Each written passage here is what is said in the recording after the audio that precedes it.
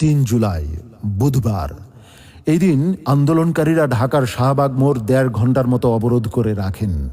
এদিন একই দাবিতে আরও 6টি বিশ্ববিদ্যালয়ের শিক্ষার্থীরা বিক্ষোভ ও অবরোধ কর্মসূচি পালন করে।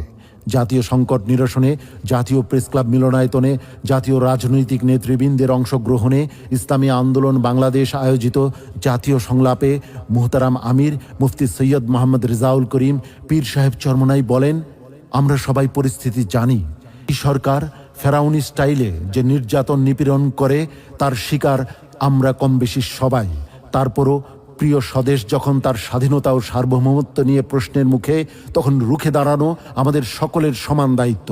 সেই দায়িত্ব পালনে কিভাবে কাজ করা যায়, কিভাবে সকলে ঐক্যবদ্ধ হয়ে দেশদ্রোহী জালিম এই স্বৈরাচারকে উৎখাত করা যায়, তা নিয়ে পরামর্শ করার জন্যই আজকের এই আয়োজন।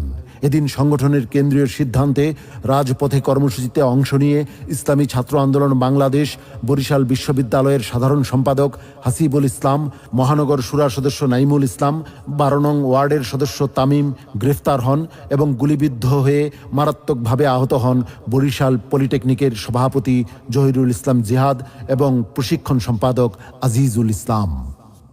এদিন থেকে খুলনা শিববাড়ি মোড় খুলনা বিশ্ববিদ্যালয়ের শিক্ষার্থীদের সাথে 0 পয়েন্টে আন্দোলনের সব কর্মসূচিতে ওতপ্রোতভাবে অংশগ্রহণ করে ইসলামী ছাত্র আন্দোলন বাংলাদেশ খুলনা জেলা ও মহানগর।